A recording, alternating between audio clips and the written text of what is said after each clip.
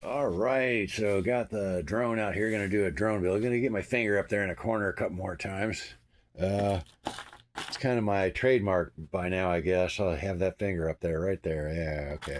So, anyways, going to do a drone build video, but it ain't one of them fancy new drones. No, I'm just fixing my old one here. So it crashed, and when it has the GPS return to home feature, it returns to home through the tree.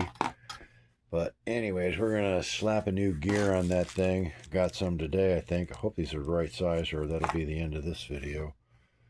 All right, I think that's the right one. There's the new one. And there's my damaged one. And it fits right in there. I think that's it. So let me check the motor side over here. Oh no, it won't go on the shaft. That's got to spin at a very high rate, but it's got to go on there. So I don't know. I got the, yeah, this is for a different model, and damn, they were so close. Maybe I can drill that out, give it enough clearance. We'll see.